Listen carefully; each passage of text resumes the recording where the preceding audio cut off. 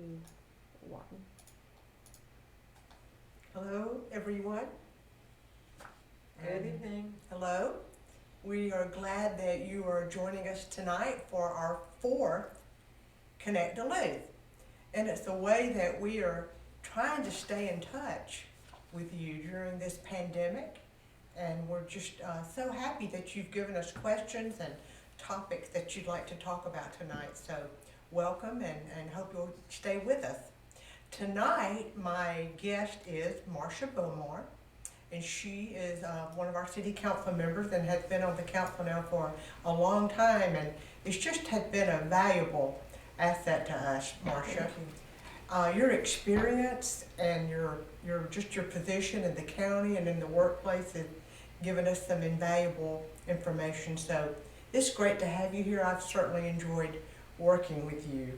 Well, thank you, Thank you. Mayor Nancy. It's been just a great experience. We've had so many interesting things to work on, and I love the way the council interacts. You know, we don't always agree.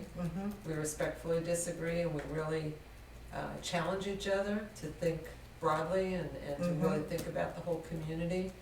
So even if the vote isn't what I choose, I can so easily get behind it because I know we've been thoughtful about our decisions. You know, and we could say that about our entire council, can't we? Absolutely. We don't have our own agenda. We are definitely focused on our strategic plans, our goals, and we make decisions that we feel like are best for the community. So it's a good group to work with. Agreed. So I'm glad you're here tonight. We've got some topics that Marsha is going to be very informed about, and I know you're going to enjoy hearing from her. You know, these past 4 Connect Duluth, we have been talking about raising standards. And we just completed a virtual survey with you in the fall, and we're going to be sharing those results with you in just a few weeks. But we're really trying to pinpoint very specific ways that we can make Duluth even a higher quality place for us to live. We've got a lot of wonderful things going on, but we are really trying to dive in now and make Duluth a desirable place for everyone. We want everyone to be proud of the street that they live on, and we want everyone to be proud of our city. So your feedback means a lot to us. We value it and we listen to it.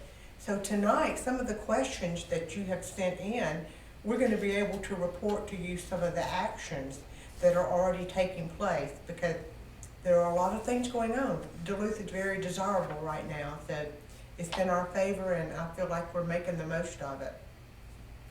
All right, before we get started into some of the questions, I want to remind you that the Eat Local Bingo is still going on. It'll be going on through this month of January, and you can get more information about this.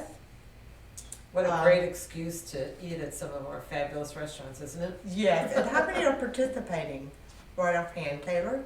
Do you know? There are 40, about 40? 40. Okay, 40 restaurants. So you can play, and you can get information about this at duluthga.net/eatlocal. And it is a great way to support. Carry-out menus, of course, and curbside service, all that is the way to go these days. So play Eat Local Bingo. We have prizes. Okay, so we're going to jump into the questions, and we've kind of categorized these. So just listen up, and if you don't hear something that you want answered, you can send that in, and Taylor is over here behind the scenes, and she'll feed those questions to us. But we're going to start with the ones that you've already sent in, and the first area that we're going to go into is some of the new development that is taking place here in Duluth. And as we answer this question, I think within these questions you're going to have another question pop up. Well, why do you keep approving some of these things? It's starting to feel crowded down here. You know, we have a lot of townhouses and we have some apartments now. So what are your ideas behind some of the developments, and explain to us why you've approved some of the new developments? So that's going to be what we're talking about first. And Marsha, I'm going to see if you would like to talk about maybe some of our reasons for approving townhouses and apartments where we do approve them. So to have a vibrant downtown, you really need a core of people who live within walking distance, because that's what a downtown is all about. People choose to live in a downtown because they like to park their cars, you know, when they don't need to go someplace further away and walk around. I may go out, I don't know where I'm going for dinner. I don't decide on a particular place. I stroll around the downtown and kind of see what mood strikes me about where I might like to go. But in order to really support the downtown, you need a certain number of people who live within walking distance. And it's very, very traditional in urban planning to concentrate population around the downtown because it is walkable. And so, you know, it's really about building vibrancy. It's creating opportunity because we have so many different types of housing within walking distance. It just gives all different people in all different periods of their life and different walks of life opportunities to live in that environment. You're right. Do people need to worry that we're going to oversaturate our city with townhouses and apartments? I don't think so. You know, the discussions that we've had on council, and I hope you'll add some more to the discussion, but, you know, there are certain places where it makes sense to have density. Typically, it's at what we call, you know, being a planner, I talk about nodes. So we have a major node where 120 crosses Beaufort Highway. Kind of the area around that, that's a major node. That's an activity center. Peachtree Industrial Boulevard and Pleasant Hill Road, that's an activity center. So you always think about concentrating your density around those activity centers. Again, because then you have housing, you have jobs, you have shopping, you have a lot of different things going on, so more people can walk to their destinations. Okay.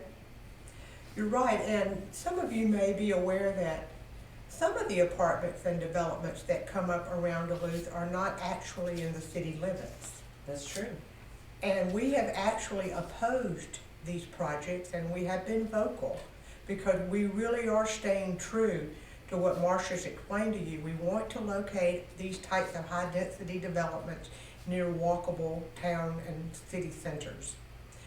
We have a Duluthian now representing us on the Gwinnett County Commission, Kirkland Carden. As you know, he was one of our city council members. Very proud of him. And we are so fortunate because he has already started communicating with us That's great. about some projects. So we know that we have an ear that we're going to be able to get him Well, to and listen. we're also very proud because Nicole Love Hendrickson started her time in Georgia here in Duluth. She was actually in the first graduating class of LEAD, and really has expressed numerous times that she feels like she really built a foundation of understanding about communities from being part of this community. So lots of good things happening. So be aware of things that are right outside of the city limits, which are really out of our control. I can think of two right now, but I won't mention those. All right, let's see what other development we might want to talk about. Did we talk about SODO yet? You might have a photo of that.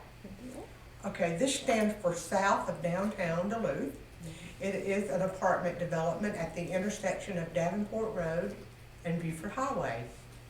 And because we are now going to be having a high-density project, we are now going to be able to make that intersection safer. And Marsha, I would really like for you to explain that to My everyone. favorite project. I've been on council for 15 years, and I have to say that we started talking about this project not too long after I joined council, so I'm very excited. For those of you who drive from the Gwinnett Place Mall area over to downtown Duluth, you're probably very familiar with that intersection that kind of jogs as you come across Beaufort Highway. Well, we have been working for a long time to figure out a good solution and a good way to straighten that road out. And we have had great plans, but there was a missing piece to make it all come together. And part of the solution is we want to make sure that we have a traffic signal there so that all the movements are safe. Everybody feels really comfortable, because that's going to be a major entrance into our city, you know, once Davenport is relocated. But it really took that density to make it all happen. And so we're very excited that once, and I'm sure many of you are familiar with the quality of the District at Duluth complex. Well, Soto is being brought to us by the same team, so we know it's going to be an outstanding development. But it's given us the opportunity to have the density we need to really push that project over the finish line. So we're in the late stages of design. We have a lot of decisions that have been made and activities happening to get ready for the implementation. Now, road construction takes a while, so we're years away from having that done, but now at least we can see a really good path forward. And the demolition, I think it's behind schedule, don't you? Because I had expected it to happen. Yeah, I think we're probably, and COVID probably had a little bit to do with it, but we're probably about a year away. From the demolition? Yeah, you're talking about for Soto? Uh-huh. Oh, no, the it's not. project. Yeah, no, I'm Soon. sorry, I was thinking about the road, I Yeah, was thinking about the Davenport Road. The road is years. Yeah, so, no, Soto, you're right, it is a little bit delayed. They found some asbestos in the buildings, and for those of you who've ever dealt with that, because it is so dangerous, physically dangerous, there are very special methods that have to be used to remove the asbestos before it's safe for any other work to happen. So they've had to take a pause and bring in those specialists. You'll see people in their white suits with breathers and all that equipment so that the workers can be safe removing all that asbestos. Okay. Well, that's a good thing about density. It's going to help make one of our intersections safer. Absolutely. Some other projects that are happening around here is near the development where Sprouts is, Duluth Marketplace, is that the I name think of that? that's correct. And Lidl's is coming in there. That's a German grocery store and variety store, along with some apartments near that. And then Gardendale is the townhouses over there. I don't remember the name of the apartment. I don't remember the name, but just to remind you, those are 55-plus apartments. So those are restricted for seniors. And it's not Gardendale. It's No. the one after the Duluth, Minnesota. Is that Gray Salon? Yeah. Grace yeah, Salon. That's it. Grace yeah, Salon. great. Yeah, Yeah. good, thank you. Sorry, there's so much going on. Yeah. It's hard to remember. Yeah. And then, of course, the library is in progress and should be opening up in May, we were told. Wow. So it's right here in downtown Duluth on Main Street. So those are exciting projects. And if any of you follow me on Instagram, about every second or third week on a Saturday or Sunday morning, I do a walking trip around downtown and I take construction progress pictures and I post them on Instagram. So if you happen not to be coming to downtown but you want to see what's going on, you can check out. It's really exciting and maybe if I get really organized, I'll just, for each project, I'll put out a series of the pictures to see it come up out of the ground. Do you want to talk about the Marriott while we're here? Yes, I Okay. do. Oh my goodness. So I was coming up here tonight, and for the very, very first time, they had the lights on around the building, and the sign was illuminated, and it is a beautiful sight. What a gorgeous building. It is. We are so lucky to have the courtyard joining us in the downtown. It is a beautiful building. About the parking, I know that comes up a little later, but, oh, there we go, there's a photo of it. We That's will have beautiful. public parking access to this. It will be entering there on the bottom floor. Well, actually, there's public parking on both levels. Mhm. So the whole bottom level, which you'll enter from Ridgeway Road, is all public parking. A portion of the parking where you'll enter from Hill Street is public parking. Some of it is reserved for the hotel. Mhm. So How many total spaces, do you know? Is it 247? it's in the mid to high 200s that will be available. Okay. So I'm so excited about this project. Yeah, so that's public parking, and you've asked us a lot about parking, so here we go, we are finally going to have that. We think that'll be opening up later on in the spring. what we're shooting for. Right. Let's see, one last question about development that came from you is the road construction on Highway 120. And we were been told today that that has reopened as of yesterday. And the road is a little rough right now, so it's not completed, but there is two-way traffic there, so that light is gone now. And that was a county and a state project, was not a city project. Right, it was the extension of a water line, I believe, Yes. or sewer line. Correct. Okay. All right. One topic that we want to go to now are the question about restaurants. And one person wrote in and said, we would really like to see you get some restaurants that might have a more affordable menu. And what are you doing to get a restaurant that would specialize in sandwiches and desserts? And you know, I agree with you. That would be a great thing to be able to do. But as a city, what we are able to do when it comes to choosing restaurants, we can put into place the zoning and the ordinances and the regulations that we feel are important to keep things that we do not want to come into the downtown area. You can probably think of a few yourself that you would not like to see in our downtown. And we've also tried to keep our downtown away from the chains and make it unique with a lot of different specialty type restaurants. As far as the restaurants, they are privately owned, and as a city, we are not able to tell them what should go on their menu. Now, we could, of course, talk to them and share with them what's going on and what some of the other restaurants are serving, but that really is their decision to choose what their menu's going to be and their price points. Exactly. Anything you want to add to that? Well, you know, I think if somebody hasn't been in downtown in a while, they may not know all the choices that we have here. But from my experience, and I will say I have put on the quarantine 15 because I've been patronizing all the restaurants in downtown because they're all wonderful. But you know, we do have a very wide variety of types of food, formal, informal, casual, different price points. We do have restaurants and shops that have wonderful desserts. Lots of them have sandwiches. So there are really a wide variety of opportunities in downtown. And if you haven't been here in a couple of weeks, you need to come back because there's always something new going on.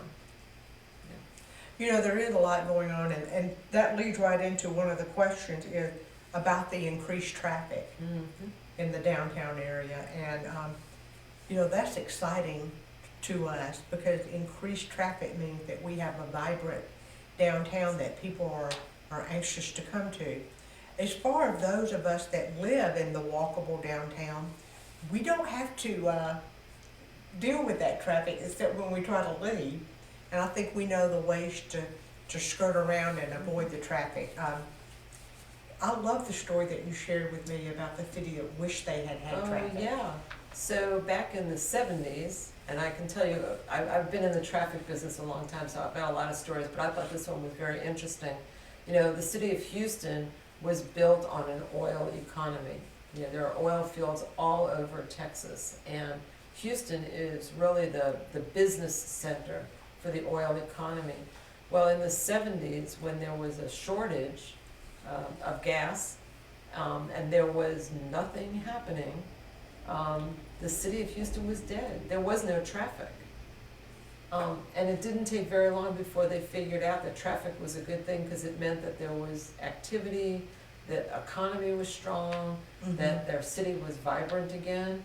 And so I think the residents of Houston probably don't complain as much about traffic since that time. You know, and I think the same holds true for us. Yeah, occasionally, you know, there's a little bit of traffic when you come through downtown, but most of the parking is kind of on the edges of downtown. And for the people who live here, which I have for many, many years now, I live here and I had my office here for more than a decade. You know, we park our car as fast as we can And we may go days without ever driving again. We moved here to downtown because we want to walk around. We don't want to drive places. That's right. So, yeah, that's what downtowns are all about. You're right. I'm getting less and less concerned about parking. I don't hear it as much, do you?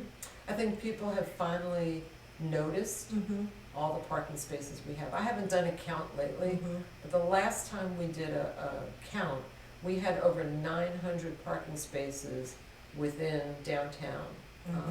Just a very tight circle around the downtown. And of course now with the addition of the spaces in the parking deck, will be well over 1,000 parking spaces. That is a lot of parking. It is. You know, some people are really used to seeing like one giant parking deck, so maybe it's easier to find the parking deck and find that parking space.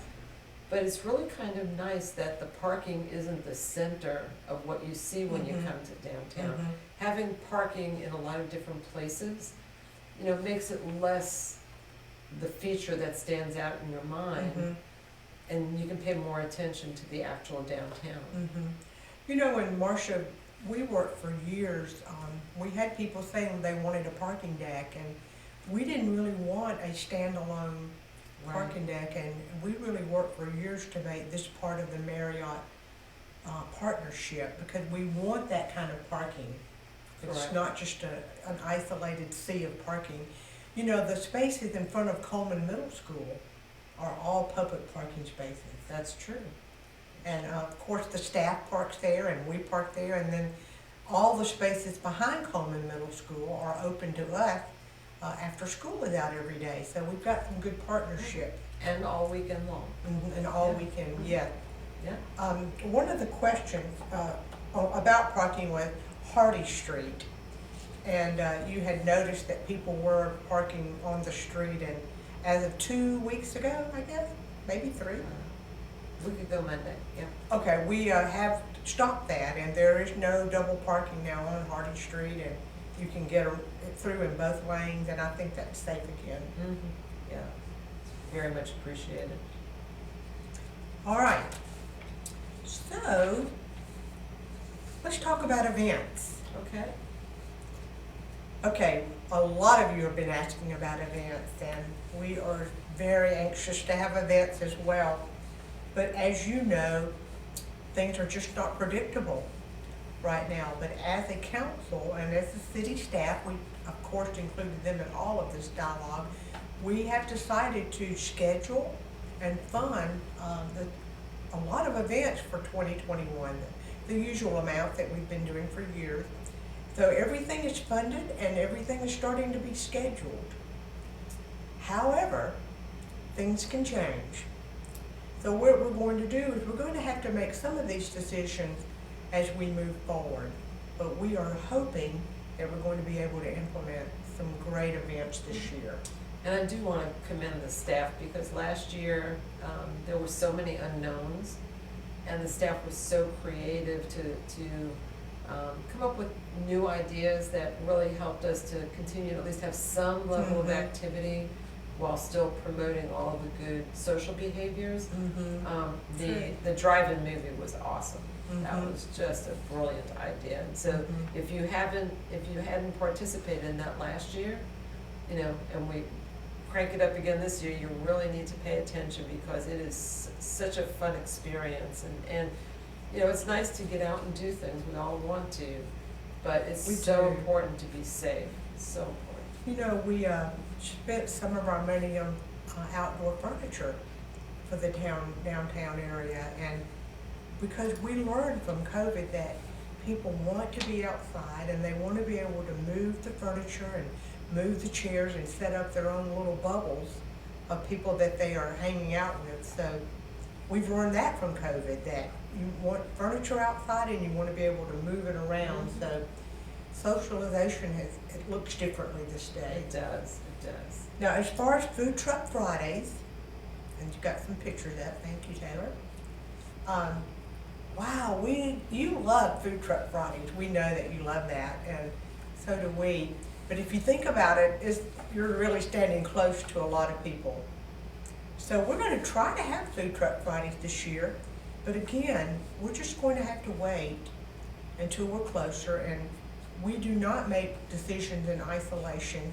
We talk with other agencies, other cities, other governments, and our city staff and council, and we as a group make these decisions. So just be patient with us.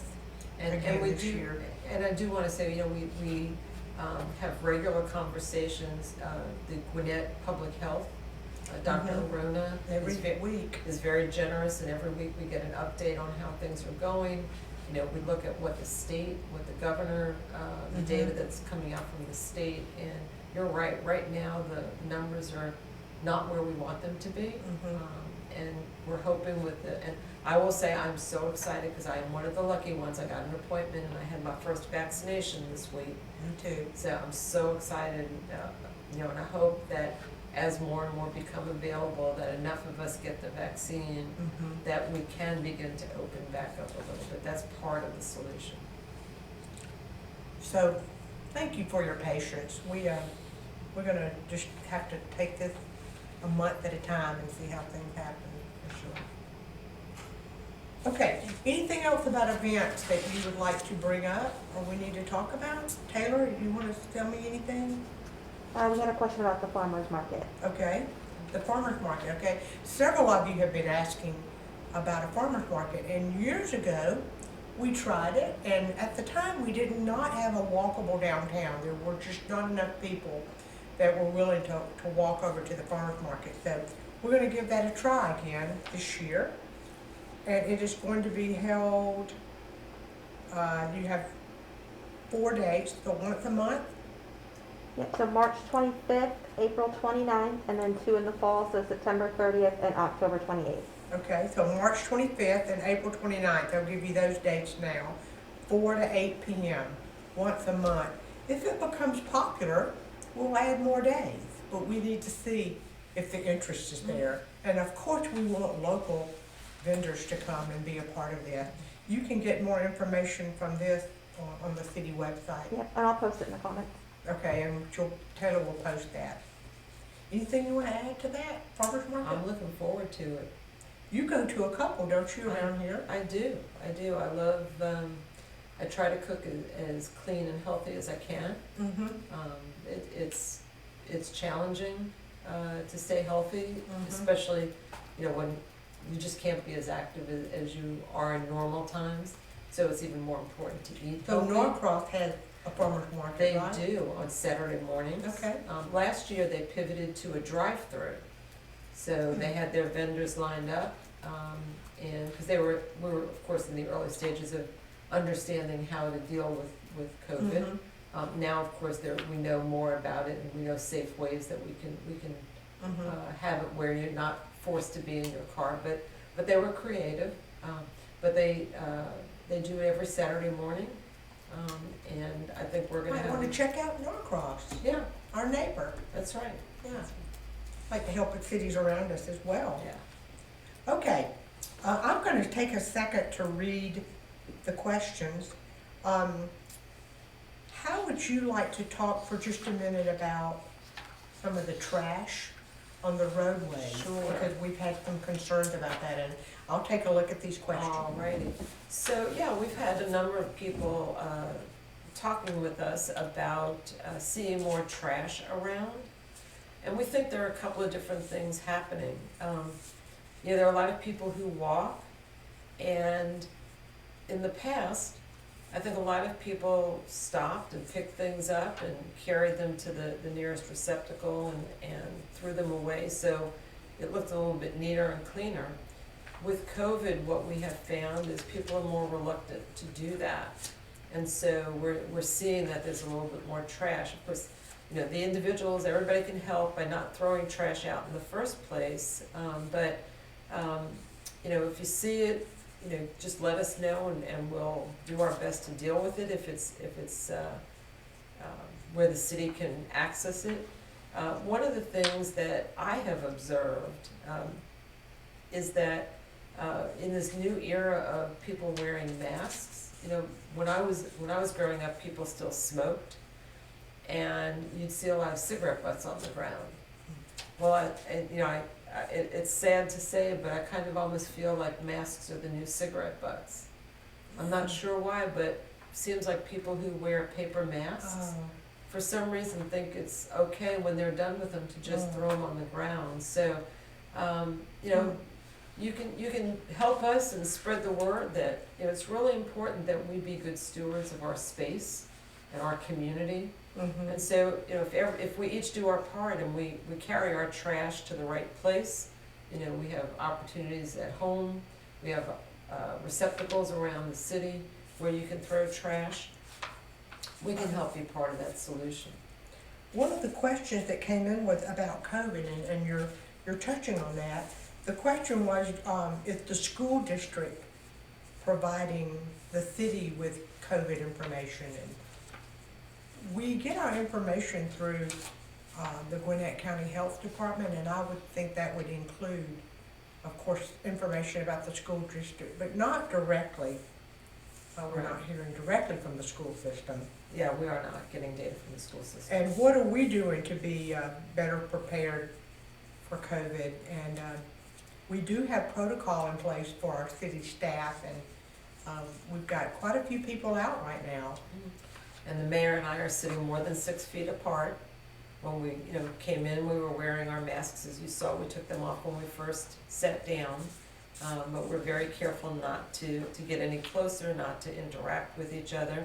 Our city council meetings, we have moved the staff around, and in order to have more space on the dais, and so now we're spread out sufficiently so that we don't have to wear masks during the meeting. But it's only when we're in our seats that we take them off, and the rest of the time we're in the building, we wear them. We have hand sanitizer everywhere. We're very careful. Okay, we got some great questions. Oh, I'm looking Ready? forward to it. So we're just gonna kind of run through these so we can get to them. One that came up recently, and we'll address that again, is Pine Needle. And what did the council decision, what decision did the council make based on that survey? And the council did go for the cul-de-sac solution. That is correct. Want to elaborate? Sure. So, you know, the ultimate decision we have to have, because it is a city-county project, we had to take our recommendation and present it to the county, and we're waiting for them to get back to us with their concurrence. We hope that they'll support our position, but we felt like the cul-de-sac not only addressed the safety issue that we had at the intersection at 120, but because we don't have the budget right now to add sidewalks to Pine Needle, it's a long-term project, a long-term goal of ours, but we don't have the funds right now to do that. By at least eliminating this traffic, it makes it safer to walk on Pine Needle. So we felt that it had both safety aspects for the drivers, but also safety aspects for people who want to walk in the neighborhood. That's correct. All right. Thank you. All right, another question is, how can we better connect the train museum to the downtown? And by connect, I don't know if you mean physically connect. There was for a while a project being discussed about actually connecting with a track, but that project is not going to happen. There are long-term plans for the railroad to actually double track, maybe in the Duluth area, so they would not give us access to physically connect with a track. Right. But we do really support the Southeast Railway Museum. It is one of our favorite destination spots for Duluth. And in fact, they are kicking off their fundraiser, $1 million fundraiser for 5 years. It's called Fast Track, which fits well. And they are trying to raise money because that is truly a unique location in the district. Do you know that that is the State Transportation Museum? Yes, and they are able to get some money through the state for that, right? Yes, and yeah, it's a remarkable place, and they have a lot of partnerships. So, as you know, I work for MARTA. Yes. And MARTA has donated some buses, I think that there's either a train car there or there's one coming, but I know we've had a relationship on some trains, and some events. And they have partnerships with a number of other agencies, so the equipment that they have there is truly remarkable. It really is, and it's a somewhat safe place to go right now. It is. Because you can spread out. It's a lot of open air. That's right. So it's a fun place to go. I would highly encourage you to go. It is just well worth. I have a membership there and have for years. That's great. My grandchildren love to go there. And another plan that we are going to be putting into place, we're going to be installing a train viewing platform, which is going to be like a glorified gazebo. It's the best way to describe it right now. It's going to be located near the new library. We'll probably be starting that in maybe a year, a few months from now, because a lot of people will follow trains and they will go to cities that actually have train viewing platforms. Right. So we certainly are going to promote the train museum within this platform. We'll be having, if you think this is fun, go down the road about a half a mile and check out the museum. So we love having the train, the Southeast Railway Transportation Museum. It's much more than railroads. It is. They have some exhibits that are so remarkable. Dishes from when presidents rode on trains. Just amazing. Yes, it is. Amazing things there. So check that out. That was a great question. Thank you for asking that. Okay, any plans to add retail to the downtown? Again, private development. People can choose to rent the space and put whatever business that follows our guidelines, of course, and retail would certainly fit in. We have a new retail place called the Red Hound, and she does not have her signage up yet. I didn't even know about Yeah, it. Tell me she about is it. located behind Truck and Tap, Oh, interesting. behind Von Foss. Right. Okay. Right behind there. Okay. So that's a new retail spot. And then, of course, there are others. I don't want to leave anyone out. Well, late last year, Harper Row opened up Mm-hmm. right on West Lawrenceville Street, right across from Personify. We have the wonderful little Hello Rainbow shop. It is great. I have, my first granddaughter is a year old, and I cannot tell you how many wonderful things I've gotten from my granddaughter in downtown Duluth. It just, And that toy store reflects the STEAM or the STEM curriculum. that's So right. it's really excellent toys. Yeah, And then the Provision on Main, correct. she has gifts and retail. So there's some retail around downtown. This is a difficult time for a retail business. It's very challenging. And you know how easy it is to order online, and that makes everything even harder. So if you can find the time to mask up and come downtown and shop in some of these retail places, I know they would so appreciate it because they have some very unique gifts. You know, and I think to your point, the decisions that we made a long time ago to encourage unique things down here, I think has been a little bit of a saving grace during COVID. That's true. Because what you get here, for the most part, you really can't get online. And so. That's so true. So Yeah. the shops have worked really hard to be safe places. And so, you know, I think it's a great time to come down and enjoy the downtown and see Yes. some very interesting, whether it's retail or food or whatever. There's just so much so much specialness here. Can you tell I'm proud? And I know a lot of I people am. are doing that because a lot of these local retailers have told me what an incredible community this is. The support that they've had from you. So thank you. I know you are shopping local. Thank you. Okay, we're going to do 2 more questions and then we'll wrap it up. Okay, this is kind of okay. Do people in the townhouses pay taxes? Of course. Yes. I used to live in the townhouse. Why would they not, would be my question. Well, They do. so I think sometimes people think, when I live in an apartment building, which is where I grew up in New York City, I grew up in an apartment house, I didn't my family did not personally pay property taxes, but the people who own the apartment building did. Maybe that's the confusion. Yeah, so sometimes you think, well, You're right. you may not be directly paying, but when you live in a townhome, you own the townhome and you pay property taxes, absolutely. Yes, that's a good question. Yeah. All right, and the last question. Crossing Beaufort Highway at 120 District does not feel safe. Any plans to make this safer?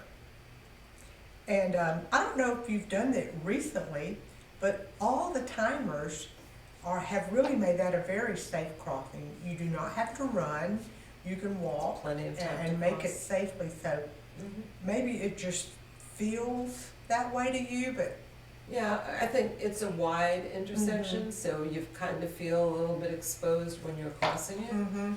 But the way the signals are timed, and the way that when the vehicles are allowed to turn, all those different things come into play. And remember that the speed limit is reduced as you come into downtown. So as you kind of come past where the SODO is going to be built by the police station area, the speed limit drops. So, you know, the traffic is actually moving more slowly coming through the downtown. So the combination makes it pretty safe. I walk there all the time because I take long walks. Well, try it again. Yeah, it's on my route.